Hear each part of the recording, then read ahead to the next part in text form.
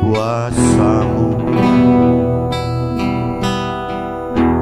Ku hanya manusia yang belum dosa.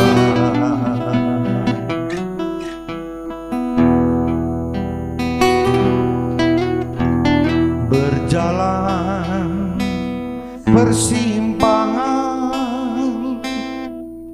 penuh liku kehidupan, kosong tak bertepi dan tak tahu arah. Selamatkan aku, oh Tuhanku, bimbinglah aku.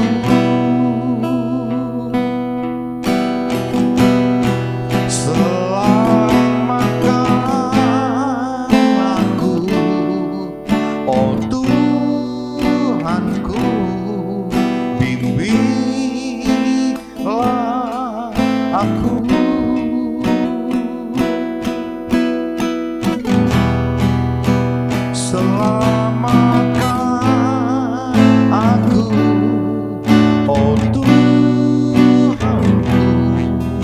ampunilah aku.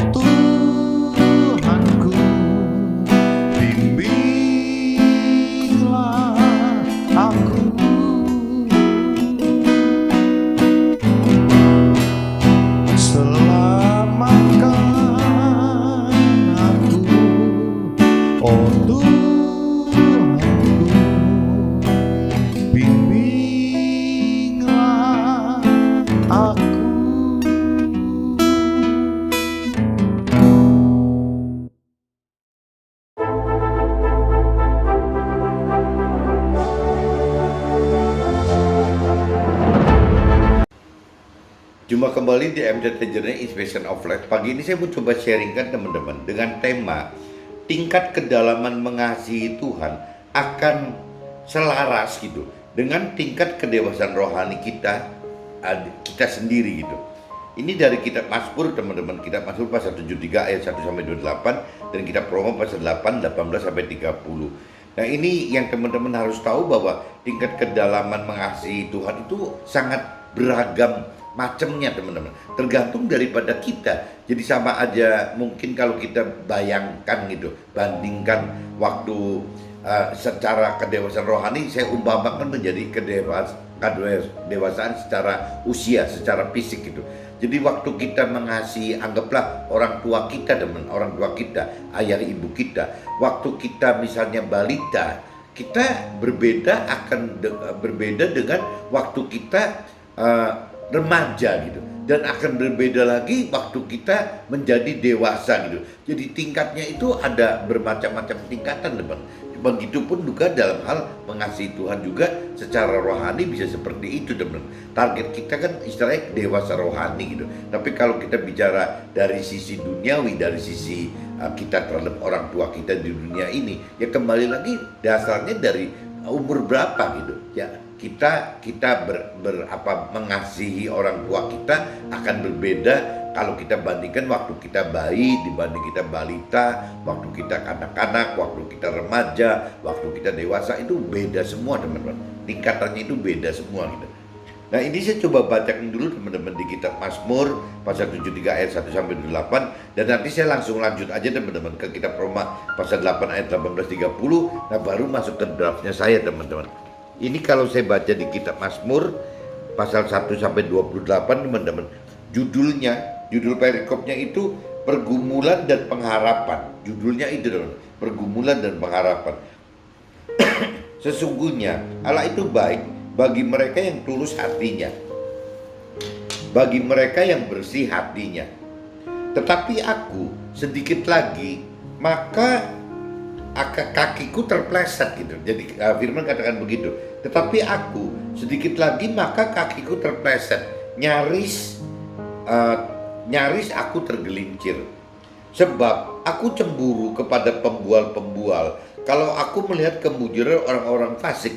Nah ini di ayat 3 teman-teman. Kadang-kadang apa ya, kalau kita sudah lebih dalam mengerti akan firman Tuhan teman, kadang-kadang timbul rasa kesel gitu, rasa cemburu. Kok kita yang sudah belajar untuk lebih mengenal Tuhan, lebih mengerti, merenungi, mempelajari, mengerti firman Tuhan, kita sudah lebih berani melakukan firman Tuhan.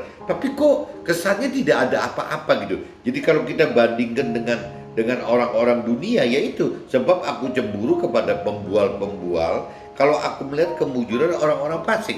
Orang fasik adalah orang yang tidak melakukan firman Tuhan, teman-teman. Karena tidak mengenal, tidak mengerti akan firman Tuhan gitu. Sebab kesakitan tidak ada pada mereka, sehat dan gemuk tubuh mereka. Mereka tidak mengalami kesusahan manusia, dan mereka tidak kena tulah seperti orang lain. Sebab itu mereka berkalungkan kecongkakan dan berpakaian kekerasan. Karena kegemukan kesalahan mereka mencolok, hati mereka meluap-luap dengan sangkaan. Mereka menyindir dan mengata-ngatai dengan jahatnya. Hal pemerasan dibicarakan mereka dengan tinggi hati. Mereka membuka mulut melawan langit, dan lidah mereka membual di bumi. Sebab itu orang-orang berbalik kepada mereka, mendapatkan mereka seperti air yang berlimpah-limpah. Dan mereka berkata, bagaimana Allah tahu hal itu? Adakah pengetahuan pada yang maha tinggi? Sesungguhnya itulah orang-orang fasik. Mereka menambah harta benda dan senang selamanya. Sia-sia sama sekali aku mempertahankan hati yang bersih dan membasuh tanganku tanda tak bersalah. Namun sepanjang hari aku kena tulah dan kena hukum setiap pagi. Seandainya aku mau berkata seperti itu, maka sesungguhnya aku telah berkhianat kepada angkatan anak-anakmu. Tetapi ketika aku bermaksud untuk mengetahuinya, hal itu menjadi kesulitan di mataku, sampai aku masuk dalam tempat kudus Allah dan memperhatikan kesudahan mereka. Sesungguhnya di tempat-tempat licin kau taruh mereka, kau jatuhkan mereka sehingga hancur. Betapa binasa mereka dalam sekejap mata, lenyap habis oleh karena kedahsyatan. Seperti mimpi pada waktu terbangun ya Tuhan, pada waktu terjaga, rupa mereka kau pandang indah. Nah, kalau kita simak teman-teman ayat 25 gitu, ayat 16 teman-teman. Ini mulai teman-teman, udah mulai ada satu tingkat pengertian yang berbeda, tingkat kedewasaan yang berbeda teman-teman. Tetapi ketika aku bermaksud untuk mengetahuinya, hal itu menjadi kesulitan di mataku. Sampai aku masuk dalam tempat kudus Allah dan memperhatikan kesudahan dari mereka. Nah ini teman-teman, jadi kalau kita perhatikan, kita simak lagi apa yang terjadi di orang fasik gitu. Nah akhirnya waktu kita perbandingkan antara apa perintah peraturan firman Tuhan yang ada dibanding dengan apa yang terjadi dalam kehidupan orang fasik, di situ istilahnya sesungguhnya di tempat-tempat licin Tuhan taruh orang-orang fasik. Tuhan jatuhkan mereka sehingga hancur gitu. Jadi orang-orang fasik itu pasti Tuhan taruh di tempat yang licin teman, karena tidak punya dasar pengenalan pengertian akan firman yang benar gitu, tidak memiliki itu teman-teman. Betapa binasa mereka dalam sekejap mata, lenyap habis oleh karena kedahsyatan, seperti mimpi pada waktu terbangun ya Tuhan. Pada waktu terjaga, rupa mereka kau pandang hina. Ketika hatiku merasa pahit dan buah pinggangku menusuk-nusuk rasanya, aku dungu dan tidak mengerti seperti hewan aku di dekatmu. Tetapi aku tetap di dekatmu. Engkau memegang tangan kananku.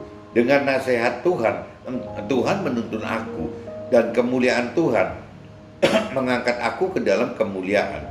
Siapa gerangan ada padaku di sorga selain Tuhan. Selain Tuhan tidak ada yang kuingini di bumi ini. Sekalipun dagingku dan hatiku habis lenyap, gunung batuku dan bagianku tetaplah Allah selama-lamanya. Sebab sesungguhnya siapa yang jauh daripada Tuhan akan binasa. Tuhan binasakan semua orang yang berzina dengan meninggalkan Tuhan. Tetapi aku suka dekat dengan Tuhan. Aku menaruh tempat perlindunganku pada Tuhan Allah supaya dapat mengerjakan segala pekerjaan Tuhan gitu. Jadi ini yang di kitab Mazmur 73 itu dari ayat 1 sampai 28 bunyinya seperti itu teman-teman. Dari mulai kita cemburu kepada orang fasik sampai akhirnya kita sudah lebih dewasa rohani, dalam arti kata kita sudah lebih dalam mengenal firman Tuhan, kita sudah lebih mampu mengerti firman Tuhan. Di situ akan kebuka teman-teman bahwa orang fasik itu beresiko sekali hidupnya gitu dari kacamata firman Tuhan. Kenapa? Karena Tuhan bisa taruh orang fasik itu, orang yang tidak punya dasar kebenaran itu di jalan yang licin teman-teman. Jadi bisa terpleset dan jatuh dan hancur gitu. Nah ini yang perlu kedewasaan rohani itu teman. Nah setelah kita dewasa rohani, ya balik lagi kita tidak mau sama sekali meninggalkan Tuhan gitu. Walaupun untuk berbuat kebenaran itu ya adalah satu hal yang dianggap tidak wajar gitu oleh orang-orang dunia tadi teman-teman. Nah ini saya coba langsung masuk aja ke kitab Roma teman-teman. Kitab Roma pasal 8 ayat 18 sampai 30 teman-teman. Perikopnya judulnya hidup oleh roh. Perikopnya itu teman-teman. Tapi saya langsung baca dari ayat 18 aja teman-teman. Ayat 18. Nah ini judulnya pengharapan ya anak-anak Allah, pengharapan ya jadi orang yang percaya Tuhan Allah, yang melakukan firman Tuhan Allah gitu. Sebab aku yakin bahwa penderitaan zaman sekarang ini tidak dapat dibandingkan dengan kemuliaan yang akan dinyatakan kepada kita. Sebab dengan sangat rindu seluruh makhluk menantikan saat anak-anak Allah dinyatakan. Karena seluruh makhluk telah ditaklukkan kepada kesia-siaan, bukan oleh kehendaknya sendiri, tetapi oleh kehendak Dia, kehendak Tuhan yang telah menaklukkannya gitu. Ini kalau kita simak di ayat 20 teman-teman. Karena seluruh makhluk telah ditaklukkan kepada kesia-siaan, bukan oleh kehendaknya sendiri, tetapi oleh kehendak Dia, kehendak Tuhan yang telah menaklukkannya gitu. Tetapi dalam pengharapan, karena makhluk itu sendiri juga akan dimerdekakan dari perbudakan kebinasaan dan masuk ke dalam kemerdekaan kemuliaan anak-anak Allah. Sebab kita tahu bahwa sampai sekarang segala makhluk sama-sama mengeluh dan sama-sama merasa sakit bersalin. Dan bukan hanya mereka saja, tetapi kita yang telah menerima karunia sulung roh, kita juga mengeluh dalam hati kita sambil menantikan pengangkatan sebagai anak, yaitu pembebasan tubuh kita. Sebab kita diselamatkan dalam pengharapan, tetapi pengharapan yang dilihat bukan pengharapan lagi. Sebab bagaimana orang masih mengharapkan apa yang dilihatnya. Tetapi jika kita mengharapkan apa yang kita lihat, apa yang tidak kita lihat, kita menantikannya dengan tekun gitu. Demikian juga roh membantu kita dalam kelemahan kita. Sebab kita tidak tahu bagaimana sebenarnya harus berdoa. Tapi roh sendiri berdoa untuk kita kepada Allah dengan keluhan yang tidak terucapkan. Dan Allah yang menyelidiki hati nurani mengetahui maksud roh itu, yaitu bahwa Ia sesuai dengan kehendak Allah berdoa untuk orang-orang kudus. Kita tahu sekarang bahwa Allah turut bekerja dalam segala sesuatu untuk mendatangkan kebaikan bagi mereka yang mengasihi Dia, yaitu bagi mereka yang terpanggil sesuai dengan rencana Allah. Nah teman-teman, kalau simak di ayat 28 teman-teman, ya ini dinyatakan jelas-jelas bahwa kita tahu sekarang bahwa Allah turut bekerja dalam segala sesuatu untuk mendatangkan kebaikan bagi mereka yang mengasihi Dia. Mereka yang mengasihi Dia teman-teman. Berarti kalau tidak mengasihi Dia, ya susah teman-teman. Ini kuncinya harus mengasihi Dia gitu, mengasihi Tuhan gitu. Nah ini nanti kalau bagi yang mengasihi Dia, mengasihi Tuhan, yaitu bagi mereka yang terpanggil sesuai dengan rencana Tuhan gitu. Sebab semua orang yang dipilihnya dari semula, mereka juga ditentukannya dari semula untuk menjadi serupa dengan gambaran anaknya, supaya ia, anaknya itu menjadi yang sulung di antara banyak saudara. Nah, ini bicara mengumpamakan anaknya itu ya Nabi Isa, teman. Bagaimana kita bisa menjadi seperti Nabi Isa, sehingga Nabi Isa itu adalah sulungnya kita gitu. Dan mereka yang ditentukannya dari semula, mereka itu juga dipanggilnya. Dan mereka yang dipanggilnya, mereka itu juga dibenarkannya. Dan mereka yang dibenarkannya, mereka juga dimuliakannya. Jadi kunci akhirnya itu, bagaimana seolah kita istilah dipanggil, ya dibenarkan dan dimuliakan gitu. Dipanggil, dibenarkan dan dimuliakan. Ini di kitab Roma pasal 8 ayat 18 sampai 30 sudah saya bacakan, teman-teman. Apa langsung saya masuk ke draft aja? Jadi nanti kita kupas lebih detail apa yang terjadi dalam hidup saya gitu. Kitab Mazmur pasal 73 ayat 3. Sebab aku cemburu kepada pembual-pembual. Kalau aku melihat kemujuran orang-orang fasik, adalah hal wajar jika kita cemburu kepada yang terjadi pada kehidupan orang-orang dunia atau orang-orang yang berkeyakinan. Ini saya katakan di sini, orang-orang fasik itu ya orang-orang yang tidak mengenal Tuhan secara pribadi, tidak mengenal Tuhan secara firman Tuhan gitu. Itu disebutnya orang fasik, teman. Orang fasik itu ya tidak melakukan firman Tuhan gitu, karena tidak mengenal, tidak mengerti akan firman Tuhan, teman.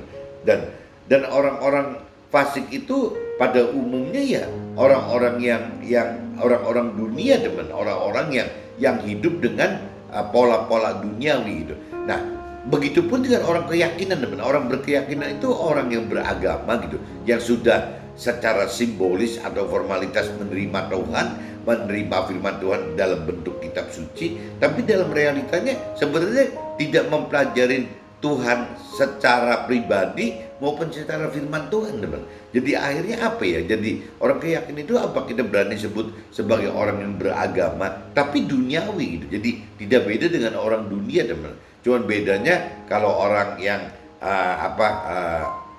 orang-orang yang istilahnya orang punya keyakinan itu punya status aja gitu, status di KTP-nya ya beragama, ya beragama gitu. Soalnya begitu, teman. Tapi dalam prakteknya itu agamanya itu ya cuma sebatas formalitas saja, karena orang tersebut tidak mempelajari lebih dalam akan pribadi Tuhan Allah dan juga mempelajari firman-firmannya gitu. Nah, ini bedanya orang-orang fasik dengan orang dunia dengan orang keyakinan ya seperti sama-sama seperti itu gitu, teman. Jadi nah, kalau orang-orang yang tidak mengenal, tidak mengerti akan firman Tuhan, yang mereka ngerti berarti kan yang mereka kenal dan ngerti kan apa yang diperintahkan oleh dunia, teman. Maksudnya apa sih kebiasaan duniawi gitu. Nah, kalau sampai kita sudah bicara orang dunia, orang berkeyakinan, pegangannya adalah apa yang diinginkan duniawi gitu, ya apa yang diinginkan oleh pikiran, perasaan dan kehendak manusia sendiri, ini pasti, teman-teman, akan berbeda dengan apa yang perintah perintahkan oleh firman Tuhan, apa yang dijanjikan oleh firman Tuhan, dan ya pasti beda semua, teman. Nah, bedanya antara perintah peraturan firman Tuhan dengan perintah peraturan dunia gitu atau manusia ya jelas bertolak belakang, teman. Jadi bagi orang dunia, orang berkeyakinan, adalah hal yang tidak wajar apabila kita melakukan hidup dengan sesuai perintah dan peraturan Tuhan, teman. Pasti akan ditolak gitu, akan beda sekali, teman. Beda sekali antara pola-pola duniawi dengan pola-pola rohani, itu bedanya bumi dan langit, teman-teman. Karena kewajaran bagi orang yang mengasihi Tuhan dengan berusaha hidup taat melakukan firman Tuhan adalah di luar kewajiban yang dunia dan orang dunia atau orang berkeyakinan lakukan. Firman Tuhan adalah ketidakwajaran bagi dunia, yaitu, teman-teman. Jadi kembali lagi, jelas itu bukan kewajaran, dan bagi kita yang mengasihi Tuhan ya kita harus melakukan firman Tuhan, teman. Meskipun dianggap itu adalah hal yang dianggap tidak wajar oleh dunia dan rohani. Waktu kita melakukan firman Tuhan, teman, walaupun dianggap tidak wajar, karena perbandingan antara kita yang melakukan firman Tuhan dengan yang tidak melakukan firman Tuhan itu jauh lebih banyak daripada yang tidak melakukan firman Tuhan. Nah, akhirnya ya kembali lagi, kadang-kadang kita jadi mengalami penderitaan, teman-teman, karena beda sendiri, dianggapnya beda sendiri gitu. Jadi jangankan kita sebagai manusia teman-teman, ada penyelidikan gitu yang namanya binatang di hutan aja teman-teman, bukan manusia nih, binatang di hutan aja apabila warnanya albino gitu, jadi pengen itu singa, pengen apapun juga gitu, itu katanya resiko kematiannya itu lebih besar teman-teman. Di alam liar itu resiko kematian si albino yang memiliki ketidakwajaran bagi binatang-binatang lainnya yang sejenis gitu, itu dianggapnya aneh teman. Jangankan apa harimau harimau albino yang misalnya hidup di kandang apa di areanya beruang gitu atau di area singa, jangankan seperti itu, harimau albino hidup di dalam kawasan harimau pun bisa diserang teman. Ya dianggapnya tidak wajar gitu. Ya si albino ini memiliki kelainan sehingga dianggap tidak wajar. Nah kita juga sama teman-teman, waktu kita melakukan firman Tuhan, dianggapnya kita itu beda sendiri teman-teman. Adalah hal yang tidak wajar apabila kita melakukan firman Tuhan oleh dibanding dengan orang-orang dunia atau orang keyakinan itu. Jadi kita ini apabila melakukan firman itu ya pasti dianggap nggak wajar dan diolok-olok, dibina, ditindas gitu. Ya akhirnya ujung-ujungnya menderita teman. Melakukan firman Tuhan itu menderita gitu. Kitab Mazmur pasal 73 ayat 18. Sesungguhnya di tempat-tempat licin kau taruh mereka, kau jatuhkan mereka sehingga hancur. Nah ini kalau cerita kitab Mazmur begitu ya seperti itu teman. Orang-orang fasik itu ya satu saat akan jatuh, hancur gitu. Karena tidak punya pegangan hidup teman. Orang fasik itu tidak mempunyai pemegangan hidup. Orang fasik itu hanya punya pikiran perasaan kehendaknya sendiri aja gitu. Nah pikiran perasaan kehendak sendiri kalau bicara dari sisi rohani kan terbatas sekali teman-teman. Ya kita kalau bisa mikir sampai umur 70-80 aja sudah bagus sekali gitu. Jarang orang dunia, orang berkeyakinan itu dengan pola pikir 70-80 tahun gitu. Jadi kalaupun misalnya orang dunia berpikir 70-80 tahun gitu, ya kembali lagi kalau kita bandingkan dengan orang-orang rohani gitu yang Tuhan mau, ini nggak ada batas waktu 70-80 kok teman-teman. Ya di parameter Tuhan itu kekal gitu ya. Jadi bagaimana pasti kan jadi jauh sekali, beda sekali teman antara si orang duniawi yang berpikir dengan pola pikir 70-80 tahun, sedangkan orang rohani berpikir dengan pola yang umur yang tidak ada batasnya teman. Ya pasti beda teman, akan beda sekali. Nah ini yang menyebabkan yaitu kembali lagi. Jadi banyak sekali orang-orang dunia, orang berkeyakinan itu yang jatuh teman. Jatuh ya jadi hancur gitu karena tidak punya dasar bagaimana untuk hidup benar gitu.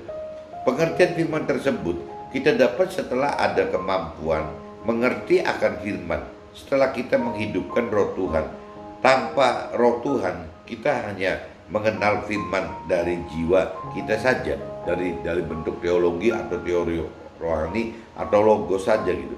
Bukan dari mengerti firman dari jiwa, dari pikiran perasaan kehendak Tuhan dan juga dari roh Tuhan, bukan itu gitu. Nah ini kalau kita bicara kalau dari roh Tuhan itu ya bukan logos lagi tapi bentuknya rema. Bagaimana firman itu digerakkan oleh roh Tuhan gitu, sebutannya rema gitu. Kitab Mazmur pasal 73 ayat 24. Dengan nasihatmu engkau menuntun aku dan kemudian engkau mengangkat aku dalam kemuliaan. Orang yang mengasihi Tuhan akan terpanggil sesuai dengan rencana Tuhan Allah gitu. Jadi kalau orang mengasihi Tuhan pasti akan terpanggil ya untuk apa? Untuk seperti yang direncanakan Tuhan kepada manusia itu teman-teman. Kitab Roma pasal 8 ayat 1.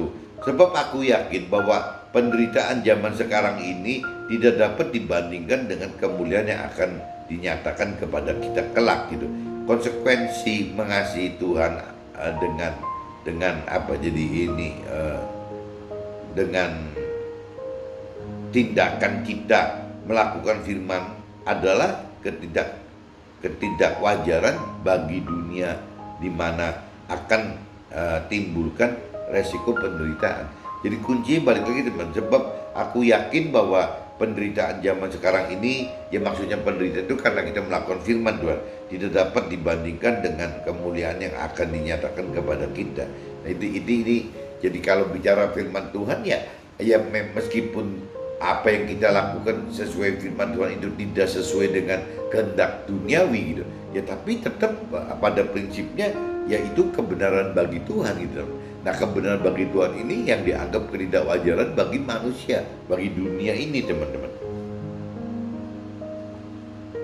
Kemampuan kita mengasihi Tuhan bukanlah pemberian atau karunia yang dari Tuhan. Nah, ini benar-benar harus tahu, teman-teman. Yang namanya mengasihi Tuhan itu bukan karena karunia Tuhan atau Tuhan bisa paksakan loh. Nggak bisa, teman. Atau Tuhan bikin mujizat, nggak bisa gitu.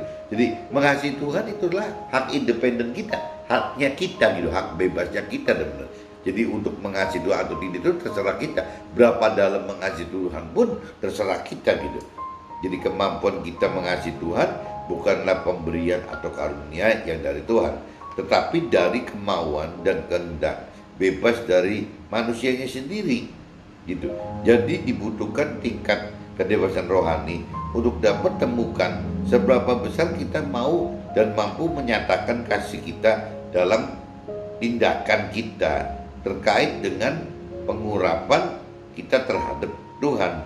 Kitab Roma pasal 8 ayat 25. Tapi jika kita mengharapkan apa yang tidak kita lihat, kita menantikan dengan tekun, yaitu cerita Roma 8 ayat 25, ya hal seperti ini pun, ya hal-hal menunggu janji-janji Tuhan pun bagi dunia itu dianggapnya tidak wajar, teman.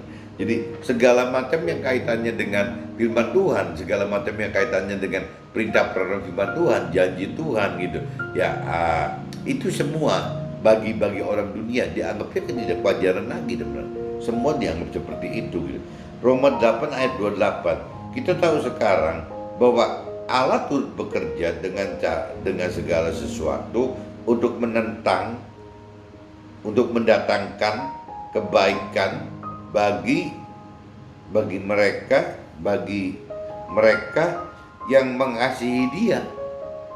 Ya, yaitu bagi mereka yang terpanggil sesuai dengan rencana Allah gitu. Jadi kembali lagi, teman-teman, kita kalau bicara kita bisa masuk ke dalam rencana Allah apabila memang syaratnya gitu, teman. Apabila kita mengasihi Tuhan gitu. Nah, parameter pagi ini, teman-teman, bicara mengasihi Tuhan itu maksudnya levelnya itu ada loh, teman-teman. Mungkin kalau diibaratkan seperti kalau kita ibaratkan mengasihi dalam bentuk fisik kita ke orang tua gitu, anak ke orang tua, yang tadi saya katakan. Jadi tingkatan mengasihi orang tua kita itu berbeda-beda sekali, teman. Waktu kita balita, waktu kita remaja, waktu kita dewasa, itu tingkatnya nggak ada yang sama, teman-teman. Jadi sama, kedewasaan rohani kita terhadap Tuhan juga sama, teman. Cuman yang jelas tuh apa firman Tuhan katakan di sini, bahwa ya hanya orang-orang yang mengasihi Tuhan saja gitu loh, yang bisa terpanggil untuk berani, yaitu mengasihi Tuhan tanpa berhenti, teman. Tanpa berhenti akan berkembang terus gitu. Jadi ini saya sudah coba bacakan dari kitab Mazmur pasal 73 ayat 128 sampai Roma pasal 8 ayat 18-30. Kuncinya seperti itu, teman-teman.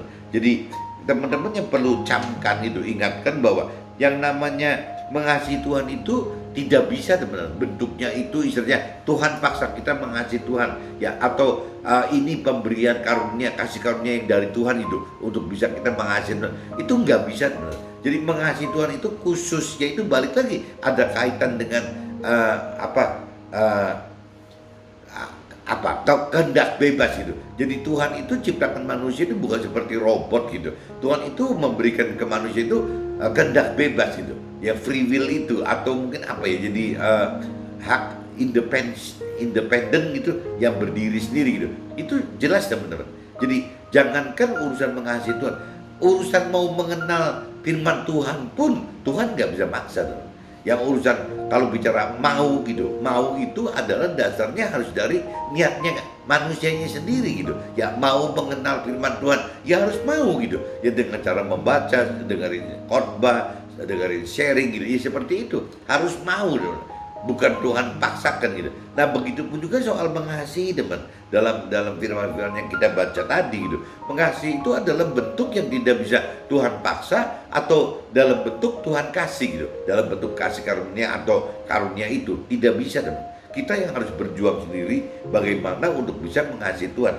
Nah ini yang paling penting itu teman. Jadi jangan menunggu teman, jangan menunggu seolah kita belum mengasihi Tuhan karena memang Tuhan belum kasih karunia kita, karunia mengasihi Tuhan kepada kita. Nah, itu salah teman, karena Tuhan tidak mungkin seumur hidup kita itu bisa memberikan kasih karunia yang untuk hal mengasihi gitu.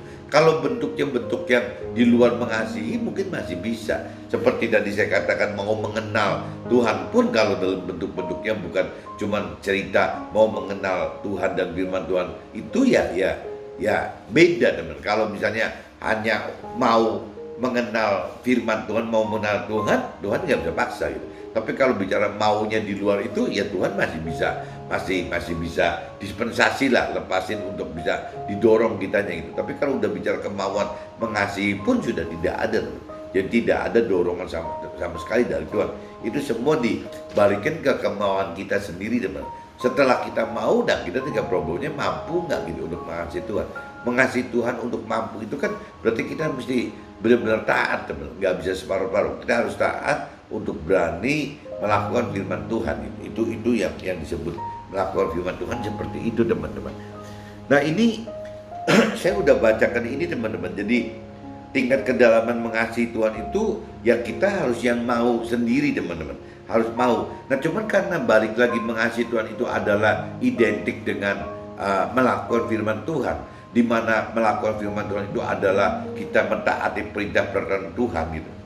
Dan yang konyolnya itu yang diperintah-perintah Tuhan itu umumnya berbeda gitu, bahkan bertolak belakang, bahkan berseteru dengan apa yang diperintahkan oleh dunia, diperintahkan oleh orang dunia gitu, diperintahkan oleh jiwanya orang dunia, pikiran perintah kehendak dunia gitu.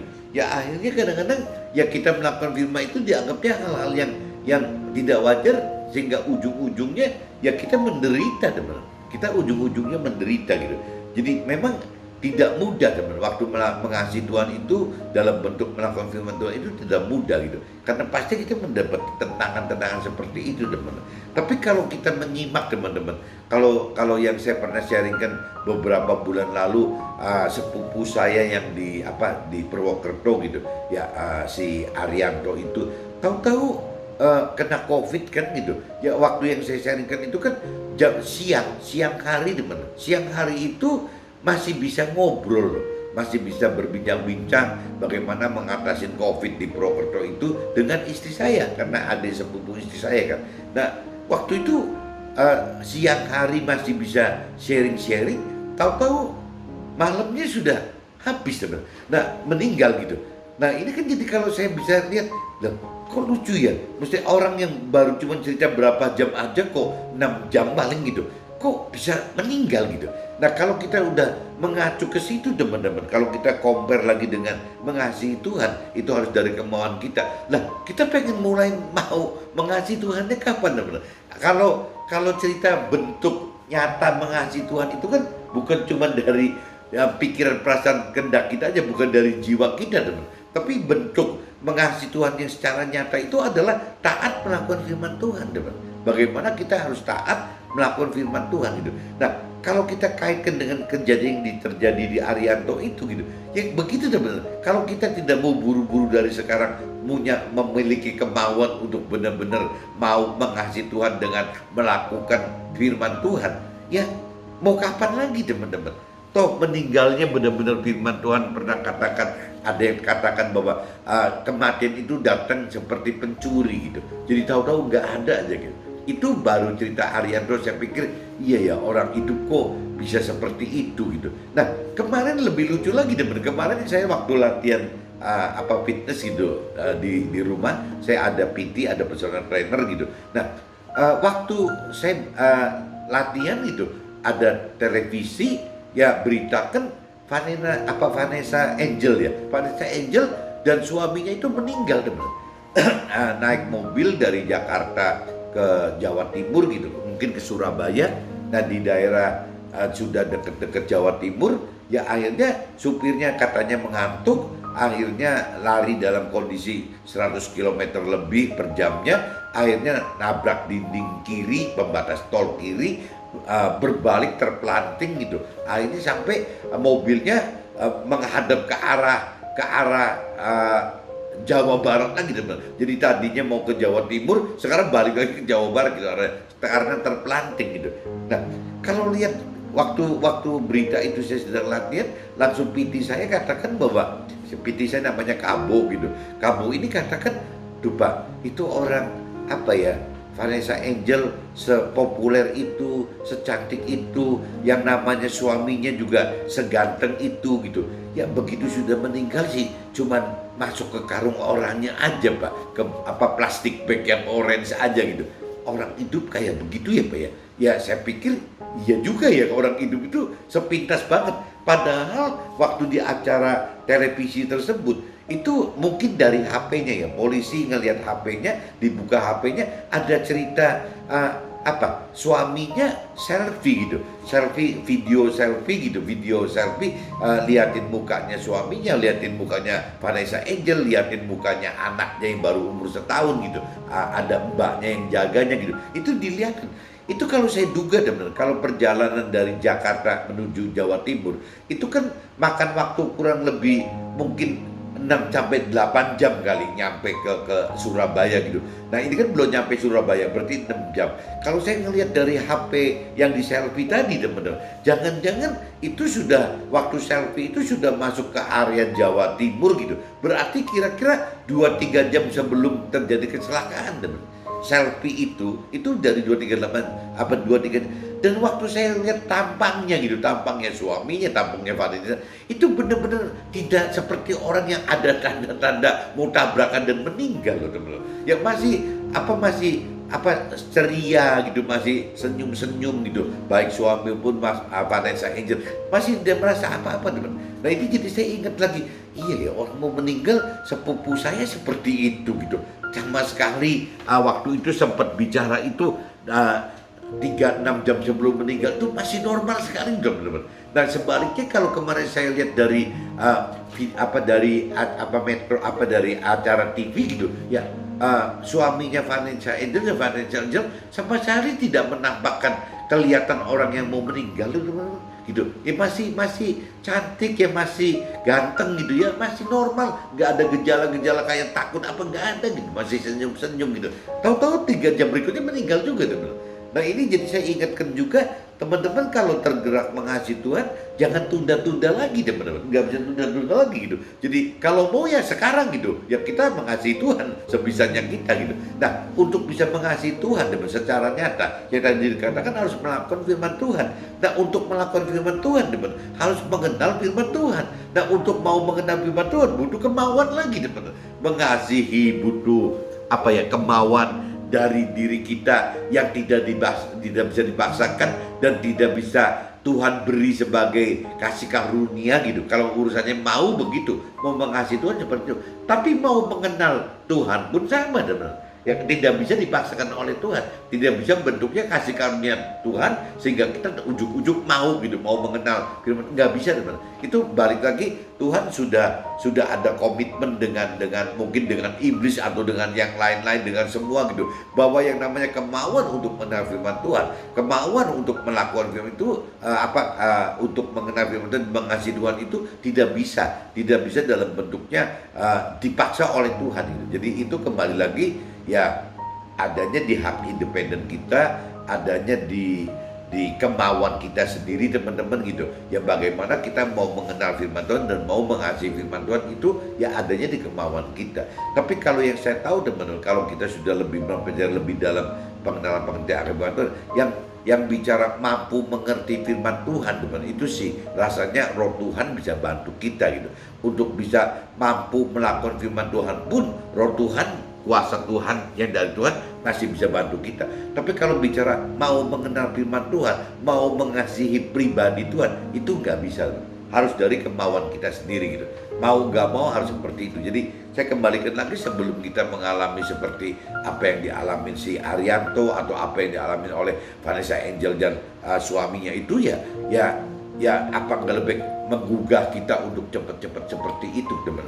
Karena semua apa yang terjadi, apalagi tadi firman katakan, kalau kita tidak mengerti akan firman Tuhan, kita tidak melakukan firman Tuhan, kalau kita masuk dalam kategori orang fasik itu terlalu beresiko untuk bisa tergelincir, jatuh dan hancur gitu. Nah ini yang takut seperti itu, teman-teman. Dan juga saya kadang-kadang mikir juga, teman-teman, kalau mungkin sepupu saya namanya Arianto, ya se-Indonesia mungkin jarang ya ada yang kenal, teman-teman. Tapi kalau saya compare dengan apa yang terjadi dengan suami dan si Vanessa Angel, kayaknya se-Indonesia juga tahu loh, teman. Bahkan saya kadang-kadang mikir, saya pengusaha gitu ya, ada orang-orang karir gitu. Apakah kalau cerita ada penilaian dari Forbes gitu, majalah Forbes itu misalnya monitor bahwa anggaplah ada 50 orang terkaya di Indonesia atau 100 orang kaya di Indonesia. Saya punya teman, adiknya itu mungkin katanya sih masuk ke dalam 50 kategori orang kaya di Indonesia, teman. Kalau nggak salah asetnya itu, omsetnya itu ada 14 triliun atau berapa. Tapi nama adiknya teman saya itu saya sendiri juga tidak kenal, teman-teman. Ya apalagi orang-orang lain gitu. Jadi saya pikir orang yang sedikenal Vanessa Angel gitu dengan si konglomerat kali ya, atau orang kaya yang 50 besar ini, orang pengusaha yang 50 besar ini namanya tidak bisa sedikenal Vanessa Angel, teman-teman. Terus mau banggain apa lagi gitu ya, yang levelnya Vanessa Angel yang sudah dikenal oleh nasional Indonesia aja mengalami meninggal dunia, kecelakaannya semudah itu, segampang itu gitu ya, apalagi orang yang tidak dikenal oleh siapa-siapa. Jangan-jangan orang adik teman saya yang punya 14 triliun itu ya jangan-jangan meninggal pun nggak ada yang tahu, teman. Masuk TV juga mungkin enggak gitu, apalagi kita teman-teman yang kaya cuman begini saja gitu. Jadi kembali lagi, apa nggak lebih baik sepertinya kita berbalik gitu, lebih mengasihi Tuhannya dengan lebih berani untuk melakukan firman Tuhan. Dengan otomatis kita harus mau mengenal firman Tuhan, dan kita minta Tuhan agar Tuhan bisa memberikan kemampuan untuk kita lebih mengerti firman Tuhan dan lebih mampu melakukan firman Tuhan. Nah, cuman kalau ada beberapa mentor rohani katakan, benar, untuk bisa mengasihi Tuhan itu, untuk bisa melakukan firman Tuhan itu nggak bisa serentak langsung bisa, teman. Jadi harus ada kalau dibayangkan itu harus ada masa perjuangannya. Bagaimana kita dalam hidup kita itu dibongkar gitu. Pola-pola dunia itu harus dibuangin satu persatu, butuh proses sekian lama, sekian tahun, sekian belas tahun, sekian puluh tahun untuk sampai ketemu dengan apa yang firman Tuhan rancang kendaki gitu. Dengan yang firman Tuhan perintah dan peraturan itu butuh waktu, teman. Butuh waktu adaptasi untuk nyampe ke titik itu gitu. Bagaimana kita menguras yang dari dunia itu diganti dengan hal-hal yang masukan yang dari input kebenaran firman Tuhan gitu. Jadi saya ingat juga, teman, kalau cerita seperti ini gitu, saya kebenaran juga punya teman gitu yang hobi mancing benar-benar itu teman saya itu nggak kira-kira gitu. Jadi tiap hari mungkin ya senangnya mancing di tengah laut, naik speedboat, teman. Nah itu kalau sudah mancing itu di laut itu bisa 2-3 hari loh, nggak balik-balik gitu. Nah kadang-kadang kalau saya main ke rumah dia gitu, ya ada satu bak gitu, ada bak yang isinya itu dia bisa nangkep ikan kakap dari laut, teman. Ikan kakap dari laut gitu, dia pancing, dia dapat ikan kakap dari laut, kan air asin, teman. Ya ada kandungan garamnya kan. Saya nggak ngerti loh, kenapa kok bisa dipiara di bak air tawar di rumah dia gitu. Nah setelah saya tanya ke dia, oh ternyata butuh proses adaptasi yang lama sekali, teman-teman. Jadi waktu pertama dia tangkap ikan kakap itu, ya dia ada bak khusus yang isinya cuman memang air laut, teman. Jadi isinya air laut, jadi si kakap itu bisa bertahan hidup gitu. Tapi sekian lama, sekian minggu, sekian bulan, sekian tahun, si air laut itu makin lama makin dikurangi, teman-teman.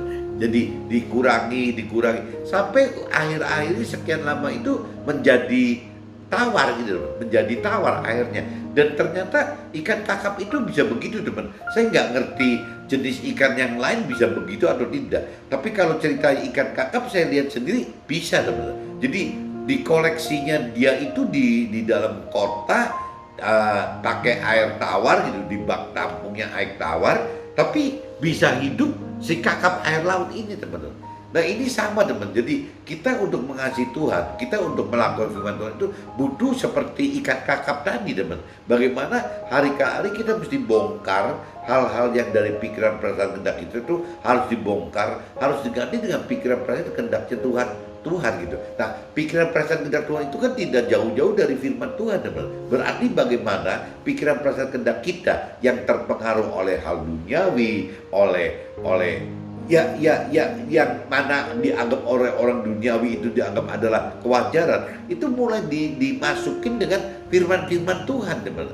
Nah waktu firman Tuhan itu mengisi ini, akhirnya kita lama-lama sudah dengan pola seperti ikan kakap tadi teman, sudah biasa dengan pola air tawar gitu, jadi bisa hidup gitu. Nah meskipun ya tetap kita akan dikatakan bahwa si kakap ini tidak wajar teman, karena kakap ini kan biasa hidup di air laut gitu. Kenapa kok hidup di air tawar? Nah ini kita hidup di dunia ini ya sesulit seperti cerita ikan kakap ini teman, susah sekali gitu. Bagaimana caranya bisa hidup dalam dalam ketidakwajaran dunia gitu. Jadi si ikan kakap juga sama kan istilahnya, dia hidup di dalam bak air tawar gitu ya, dimana si kakap ini sudah dianggap tidak wajar teman. Karena kalau wajar itu ya adanya di laut gitu. Nah sekarang kalau cerita si kakap yang tidak wajar ini di air tawar ini, kita mendadak sontak langsung kita taruh lagi di air laut gitu, mungkin langsung mati teman. Nah kita juga sama teman. Jadi kita sekarang kalau tidak dibimbing oleh firman Tuhan, kita itu ibarat ya kita hidup itu di air laut gitu, bukan di air tawar. Tapi lambat laun setelah kita mulai adaptasi dengan firman-firman Tuhan gitu, ya kita ini jadi akhirnya hidup dengan pola air tawar gitu loh. Gitu, dimana waktu kita hidup sebagai air tawar ini, di dalam air tawar ini dianggap ketidakwajaran oleh si kakap-kakap lain yang hidup di laut itu teman-teman. Tapi sebaliknya kalau waktu itu si kitanya yang udah berubah menjadi air tawar ini, menjadi hidup dengan pikiran perasaan kehendak Tuhan sesuai dengan firman Tuhan, kita ditaruh lagi di laut teman-teman, di area dunia lagi, rasanya kita udah gak bisa hidup teman. Kita tidak akan bisa hidup gitu, akan beda gitu. Jadi memang apa ya, orang dunia anggap apa yang Tuhan perintah peraturkan, apa yang Tuhan rancang kehendaki itu dianggap oleh orang dunia atau orang punya keyakinan itu adalah hal yang tidak wajar. Tapi sebaliknya teman-teman, apabila kita sudah ada di dalam pola pikir, perasaan dan kehendak Tuhan, sudah kehidupan kita ada di dalam perintah peraturan firman Tuhan itu, sama aja teman. Kita melihat di sana pun ya, dunia itu dianggap tidak wajar untuk kita gitu. Nah ini tinggal kembali lagi ya kitanya mau seberapa besar percaya kepada Tuhan ya, mau seberapa besar kita mengasihi Tuhan ya, buktinya itu ya dengan bagaimana kita harus lebih dalam mengerti akan firman Tuhan. Kita harus bisa mampu mengerti firman Tuhan teman-teman, dan kita juga harus mampu dan berani melakukan firman Tuhan. Nah yang tadi saya katakan, kalau bicara kemauan mengenal firman Tuhan, kemauan untuk mengasihi firman Tuhan, itu tidak ada kategori Tuhan bisa paksa teman. Tidak bisa Tuhan kasih karunia untuk kita mampu mengenal dan mengasihi Tuhan. Itu semua benar-benar adanya di hak independen kita sendiri teman-teman. Bagaimana kita benar-benar mau gitu, mau untuk mengenal, benar-benar mau untuk mengasihi Tuhan, itu Tuhan nggak bisa campurin teman. Tapi setelah waktu kita mau teman, mau mengenal Tuhan, percaya Tuhan, mau mengasihi Tuhan, itu sebaliknya iblis juga tidak bisa menghalangi teman. Kalau sudah kita bicara mau, Tuhan justru bersenjata kita dengan memberikan roh Tuhan itu, memberikan roh Tuhan yang biasanya orang katakan bisa nyebutnya Roh Kudus juga. Kalau orang Nasrani umumnya nyebutnya Roh Kudus gitu. Roh kebenaran bisa juga disebut begitu gitu. Nah, tapi kalau teman-teman di Muslim katakan waktu saya sharing katanya itu nur katanya gitu. Jadi roh yang dari Tuhan Allah gitu. Jadi sama aja teman. Jadi intinya Tuhan mempersenjatai kita dengan roh Tuhan gitu. Di mana roh Tuhan ini yang membuat kita mampu mengerti teman-teman. Mampu mengerti dan mampu untuk berani melakukan firman Tuhan itu. Tanpa ada roh Tuhan, rasanya nggak berani teman. Karena waktu kita ingin melakukan firman Tuhan itu balik lagi ya, buat diri kita sendiri selalu akan timbul keraguan karena tidak wajar itu gitu. Karena apa yang diperintahkan firman Tuhan itu adalah ketidakwajaran bagi dunia. Jadi kalau kita tidak ada kekuatan dari Tuhan, terlalu sulit teman-teman untuk sendirian berani melakukan firman Tuhan gitu. Kenapa? Karena kita lihat kanan kiri kita, atas bawah kita, depan belakang kita, semua tidak melakukan itu kok. Tidak melakukan hal-hal yang diberitakan firman Tuhan gitu. Nah, kita jadi akhirnya sanksi sendiri teman. Waktu kita jalan seperti itu sanksi. Makanya kembali lagi tergantung kedewasaan rohani kita teman. Apabila kita benar-benar bisa dewasa rohani, ya mestinya ya kita makin berani untuk melakukan firman Tuhan. Berarti ya kita makin kalau kita berani melakukan firman Tuhan ya berarti identik kita dengan makin mengasihi Tuhan, makin percaya akan Tuhan gitu. Nah, ini butuh proses sekali lagi teman. Jadi ingat cerita ikan kakap tuh teman-teman. Ikan kakapnya teman saya gitu. Ya, saya tidak ngerti ikan jenis lain apa bisa hidup atau tidak. Tapi kalau ikan kakap saya lihat sendiri memang hidup teman. Hidup dah. Ini jadi teman-teman kalau waktu ingin berubah bagaimana yang tadinya ikan kakap di air laut sekarang bagaimana beradaptasi ikan kakap di air tawar, ya kita akan lakukan seperti ikan kakap ini ya dengan susah payah teman, bukan tidak susah payah gitu. Dan ya kembali lagi ya akan dinilai oleh si kakap-kakap ini bahwa kakap air tawar ini dianggap hal yang tidak wajar gitu. Tapi sebaliknya kalau kita sudah bisa berhasil hidup di air tawar, waktu kita kembali ke air laut pun ya kita nggak bisa hidup teman. Karena dianggap tidak wajar juga oleh si kakap yang sudah berubah ini. Mudah-mudahan teman-teman bisa tangkap cerita ini teman-teman dan bisa dijalankan bagaimana meningkatkan mengasihi Tuhan lebih dan lebih lagi. Oke teman-teman, see you, bye-bye.